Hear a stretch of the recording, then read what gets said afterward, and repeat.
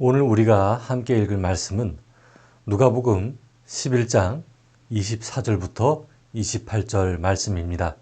제가 가진 성경책으로는 신약 112쪽에 있습니다. 다 함께 화면을 보면서 말씀 읽도록 하겠습니다.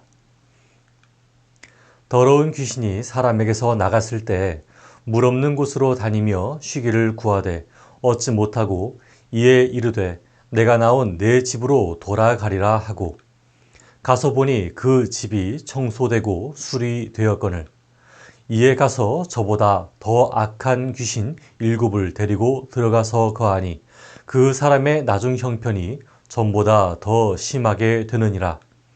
이 말씀을 하실 때 무리 중에서 한 여자가 음성을 높여 이르되 당신을 뵌 태와 당신을 먹인 젖이 복이 있나이다 하니 예수께서 이르시되 오히려 하나님의 말씀을 듣고 지키는 자가 복이 있느니라 하시니라. 아멘. 오늘 저는 여러분께 하나님의 은혜가 흐르게 하자라는 주제로 말씀을 전하겠습니다. 저희가 방금 읽었던 말씀은 많이 들었던 말씀입니다. 그리고 현실성보다는 신비성이 다분한 말씀이죠. 한국에 귀신에 대한 여러 가지 법칙들이 있듯이 이스라엘에도 귀신에 대한 여러 가지 법칙들이 존재했습니다. 영혼에 대한 관심이 많았던 사람들은 귀신들에게도 관심이 많았습니다. 그들은 바리새인들과 서기관들이었어요. 그러나 저번 시간에 이야기한 대로 이들은 영혼에 대해서 관심이 많았지만 성령에 대해서는 잘 몰랐습니다.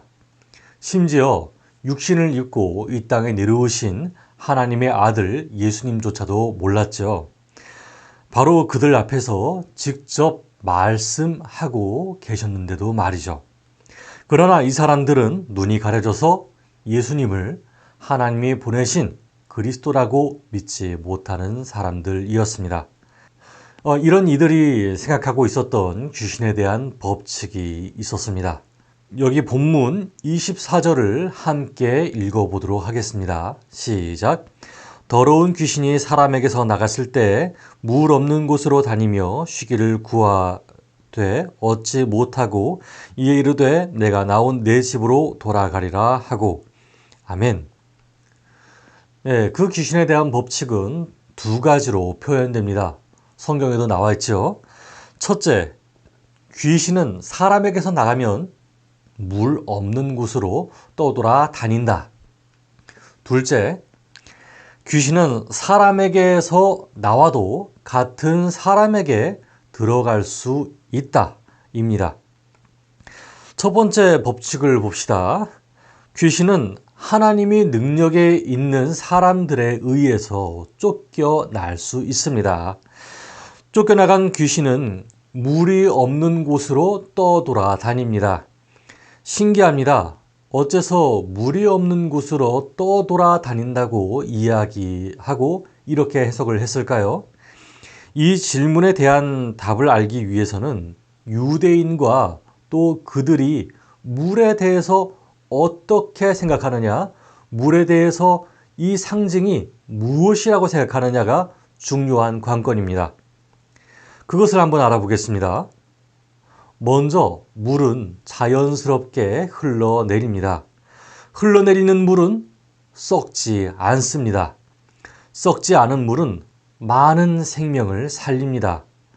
썩지 않은 물 곁에서 나무가 자라고 동물이 번식하고 사람들이 그 물을 마시며 삶을 영위해 갑니다. 이렇게 자연스럽게 흐르거나 내린 물, 즉 샘, 우물, 바다, 강, 시내, 이슬비 등은 하나님의 은혜를 상징하죠. 이스라엘처럼 물이 적은 지역에서도 사는 사람이 아무 수고를 하지 않고 얻을 수 있는 물은 하나님의 은혜처럼 생각이 되었습니다. 마귀는 이런 은혜를 싫어하는 존재입니다. 하나님과 반대되는 일을 하죠. 그런 차원에서 마귀가 물 없는 곳을 찾아다니면서 돌아다닌다고 하는 말은 은혜가 없는 곳을 다닌다는 표현과 같습니다. 다시 또 한마디로 말해서 죽어 있는 곳, 흐름이 멈춰 있는 곳, 거기에 마귀가 항상 방황하면서 있는다는 것과 같습니다. 여러분도 아시다시피 하나님의 은혜는 전 세계 곳곳에 퍼져 있습니다. 그러나 우리 주변에 마치 하나님의 은혜가 없는 것처럼 보여지는 곳이 존재합니다. 그곳의 삶은 멈춰 있는 곳입니다. 마치 녹조가 잔뜩 끼어서 물고기가 살지 못하는 웅덩이처럼 보입니다. 성경은 그곳이 사람의 마음 중에 바리새인과 서기관의 마음이라고 표현합니다. 그들 마음에는 더 이상 흐르는 은혜가 존재하지 않습니다. 하나님께 받은 은혜를 자기 선에서 끊어버립니다. 자기만 높임 받으려고 하는 자기 기득권주의에 썩어버린 마음만 있습니다. 저는 이 기득권주의를 바리새인과 서기관같이 사회에서 존경받고 지위가 높은 사람만 가지고 있는 것인 줄로만 알았습니다. 그런데 그것이 아니더라고요. 이 마음은 이 세상 그 누구도 쉽게 가질 수 있는 마음이었습니다. 그 사람들은 이렇습니다. 오래 신앙생활을 한 사람, 그 지역에서 많이 산 사람, 나이가 가장 많은 사람, 교회에서 지위가 가장 높은 사람, 그리고 물질적인 풍요, 인맥적인 풍요를 많이 갖고 있는 사람, 세상 이치를 다 꿰고 있다고 하는 사람들이 이런 부류에 속할 수 있습니다. 이렇게 보면 저도 위험한 사람 중 한 사람이죠. 기득권주의 생각을 갖지 않게 여러분과 하나님 앞에서 조심해야 하는 한 명의 사람입니다. 여러분도 조심하시기 바랍니다. 어째서일까요? 그것은 두 번째 법칙 때문입니다. 두 번째 법칙, 귀신은 사람에게서 나와도 그 나갔던 사람, 동일한 사람, 같은 사람에게 다시 들어갈 수 있기 때문입니다. 바리새인들과 서기관들은 알고 있었습니다. 귀신이라고 하는 존재는 영의 존재로서 하나님의 은혜가 없는 곳을 찾아다닌다고 말이죠.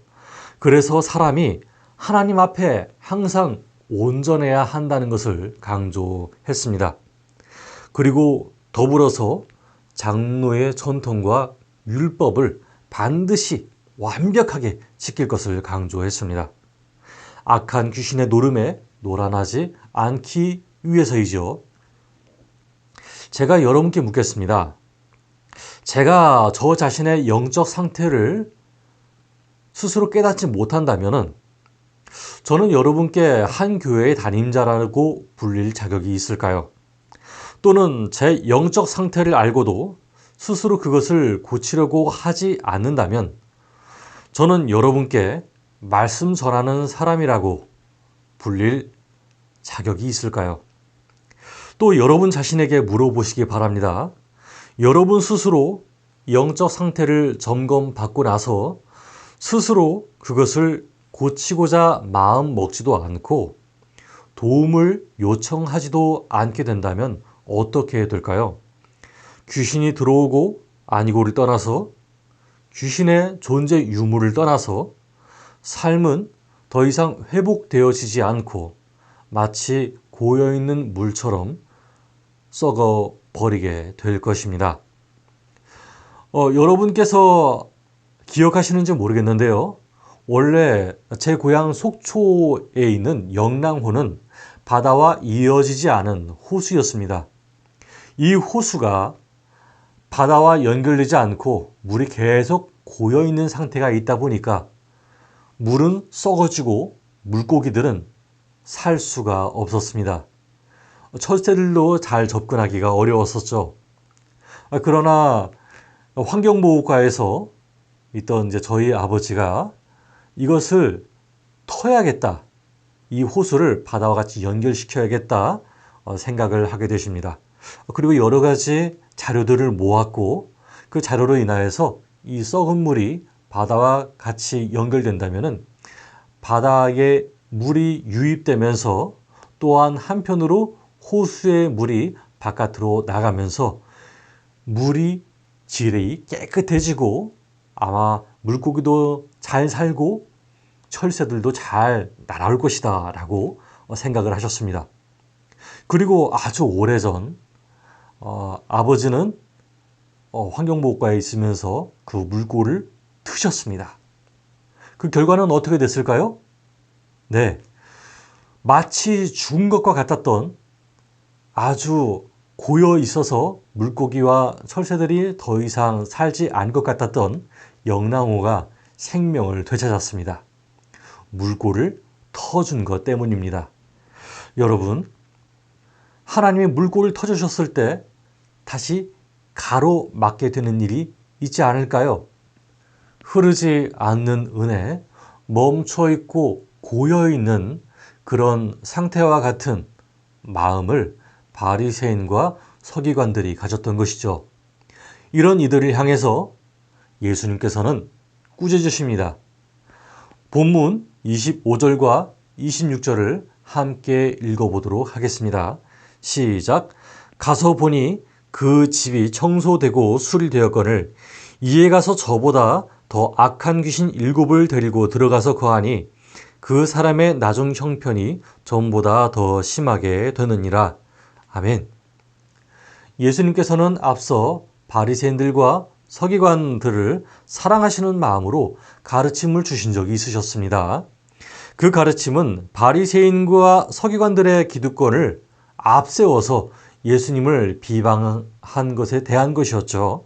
예수님이 바리새인과 서기관들에게 나를 그렇게 오해하지 말라고 말씀하셨습니다. 비방하지도 말고 기득권을 앞세우지도 말라고 경고하셨습니다. 하지만 만일 바리새인들과 서기관들이 이 말을 듣지 않는다면 이들은 흐르기를 멈춰버린 썩은 물이 됩니다. 기꺼이 예수님께서 말씀으로 그 물골을 틔워주셔서 이제 흐르는 물이 되게 됐는데 예수님 말씀을 또 듣지 않고 그 흐르던 물골을 스스로 막아버린 셈과 같이 되는 것이죠. 그 마음에는 생명이 자랄 수 없습니다.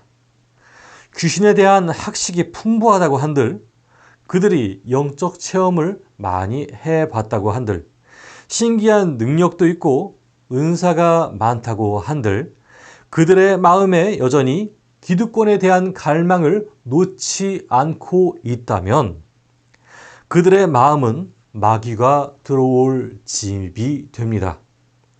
교만한 마음이 더 단단해지고 욕심이 더욱 강해집니다. 이게 바로 악한 귀신 7이 들어오는 현상을 표현한 것이라 말할 수 있겠습니다. 여러분, 저는 귀신 들린 사람을 직접 보기도 했고 명령으로 귀신이 복종하는 것도 보았습니다. 또한 직접 그 사람에게 안수 기도를 해서 귀신이 잠잠해지는 그런 체험을 직접 했습니다. 그러나 그것이 사실이다 한들 제게 안심할 수 있는 기회는 없습니다. 이 세상 유혹이 너무나 많습니다. 음식에 대한 유혹, 성욕에 대한 유혹, 돈에 대한 유혹, 큰 집에 대한 유혹 너무나 많습니다. 이 유혹들은 누가 줄까요? 네, 귀신이 줍니다. 아니, 더 근본적으로 마귀가 줍니다. 하나님과 멀어지게 하는 유혹들을 계속 사람에게 던집니다. 이들은 욕심으로 사람을 눈멀게 하는 악한 족속들입니다. 여러분이 영에 대한 것을 처음 들어봤다 하더라도 상관이 없습니다. 무서운 체험이나 신기한 체험을 해보지 못했다고 해서 관련이 없는 것도 아니죠. 사람의 욕심이라는 것이 바로 귀신과 동일한 것이니까요. 이렇게 욕심에 연약한 저와 여러분에게 하나님은 예수님을 보내주셨습니다. 우리가 욕심에 연약할 때 예수님께 은혜를 구하고 간구하면 예수님께서는 그 욕심과 유혹에 이길 힘을 주십니다. 또한 생각지 못한 갑작스러운 패배가 있다 하더라도 회개의 기회를 놓치지 않는다면 우리는 욕심을 꺾고 다시 이길 힘이 하나님으로부터 주어집니다. 지난날 예수님을 모르는 사람들이 있다면 그들은 걱정하지 마시기 바랍니다. 그들은 그들의 양심이 스스로 심판을 할 테니까요. 다만 예수님을 만나보아야 할 사람이 있다면 그들의 손을 붙잡고 기도해 주세요. 사랑으로 기도해 주시고 그 사람의 영혼을 위해서 기도해 주시기 바랍니다. 여러분의 그 기도가 하늘로부터 응답될 줄 믿습니다. 그 기도로 인해서 그 사람이 욕심으로부터 해방될지 누가 알겠습니까? 하늘에서 그런 중보기도를 하는 여러분께 큰 상급을 주실 줄 믿습니다. 자, 이제 26절까지 바리새인들과 서기관들에게 하신 말씀이 끝났습니다. 그런데 누가복음 저자는 거기서 멈추지 않습니다. 숨겨진 메시지가 하나 더 있습니다. 27절을 함께 읽어보도록 하겠습니다. 시작. 이 말씀을 하실 때 무리 중에서 한 여자가 음성을 높여 이르되 당신을 뵌 태와 당신을 먹인 젖이 복이 있다 하니. 아멘. 예수님께서는 그 당시 기득권을 가지려고 애를 썼던 바리새인들과 서기관들을 꾸짖으셨죠. 그런데 그 모습을 보고 고소해하던 한 사람이 등장합니다. 이 사람은 말이죠, 여성입니다. 그 여성이 사람들 많은 곳에서 음성을 높였다고 표현됩니다. 이 말은 많은 사람들이 웅성웅성대고 있는 그 가운데에서 또렷이 들리도록 소리를 크게 냈다는 것입니다. 어떤 말일까요?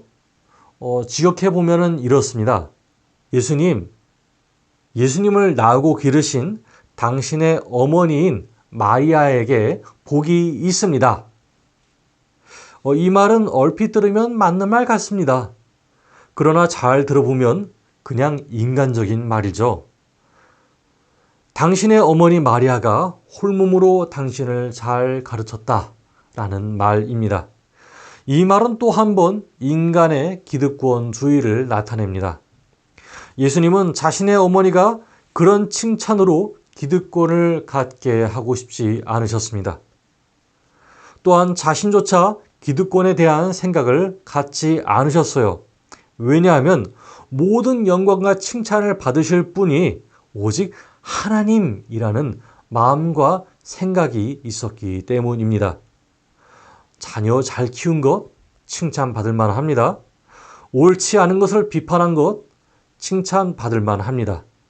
그러나 그것에만 집중한다면 예수님의 말씀을 헛들은 것과 마찬가지입니다. 핵심을 놓쳐버린 것과 마찬가지죠. 여러분, 저희도 오해할 수 있습니다.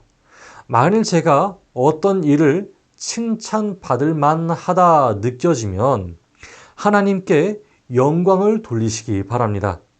제가 이 교회의 담임자가 된 이유는 누군가가 기득권을 행사할 수 있게 한 것이 아닙니다.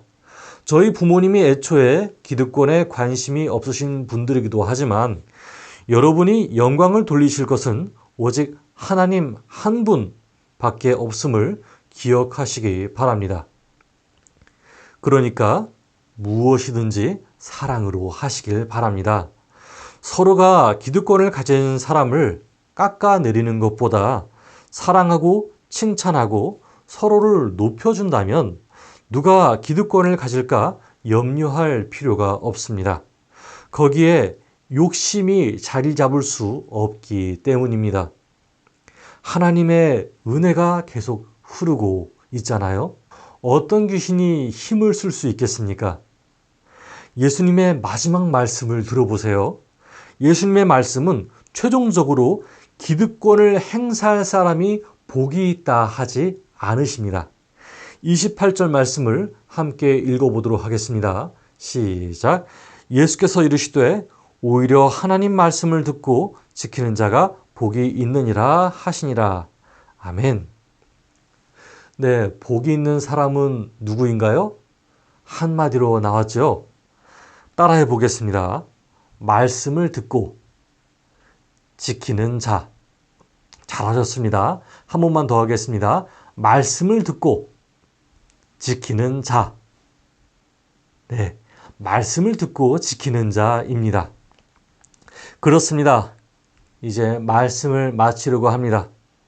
그러나 여러분, 거듭 말씀드리지만 오늘 하나님 말씀을 듣고 누가 이 교회에 기득권을 가질까 생각하지 마시기 바랍니다. 기득권을 하나님께 드리세요. 이것이 바로 오늘 말씀을 듣고 지키는 자와 같은 것입니다. 그리고 서로 칭찬하세요. 거기에는 귀신도 힘을 쓸 수 없고 욕심도 힘을 쓸 수 없습니다. 예수님 안에서 가장 큰 복을 받는 분이 바로 여러분들입니다. 담임자보다 더 큰 복을 받는 여러분 되길 원합니다. 눈이 오고 날씨가 점점 더 추워진다고 소식이 있습니다. 그러나 여러분, 하나님의 말씀이 여러분 마음 가운데 계속 흐를 수 있도록 하시기 바랍니다. 찬양을 틀어서 듣기도 하시고 또 간간히 말씀을 묵상하면서 하나님 마음 내게 주시고 내게 욕심을 벗어날 수 있는 그런 마음을 허락해달라고 기도하시기 바랍니다. 하나님께서는 여러분과 함께 하시고 여러분의 기도를 들으시며 이 한 주간 동안 하나님의 은혜 아래서 살 수 있게 하실 것입니다. 이제 함께 기도하겠습니다. 하나님, 저희가 하나님의 말씀을 들었습니다. 누가복음 11장 말씀을 통해 오늘날 저희 삶의 주의를 갖게 됩니다. 하나님, 저희의 마음은 항상 욕심에 노출되어 있습니다. 사람이 욕심이라는 것을 가지지 않을 수는 없지만 욕심이 지나치게 되니 스스로 기득권을 가지려고 노력하게 됩니다. 사람을 시험 들게 하고 스스로 은혜를 막아버리는 통로가 되게 됩니다. 영적 체험이 많아진다 한들, 성경에 대한 지식이 많다 한들, 하나님의 은혜가 멈춰버리는 순간 저희가 욕심의 타겟이 됩니다. 귀신이 좋아하고 귀신의 거처가 되어버립니다. 하나님, 저희가 하나님 앞에 항상 겸손하겠습니다. 마음을 주의하겠습니다. 죄를 사랑하지 않겠습니다. 그러나 저희 힘으로 잘 되지 않음을 아십니다. 저희들의 마음을 강하게 붙들어 주시옵소서. 이로써 모든 사람과 더불어 하나님의 은혜를 나누는 저와 성도님들이 될 수 있게 하여 주시옵소서. 예수 그리스도 이름으로 기도드렸습니다. 아멘.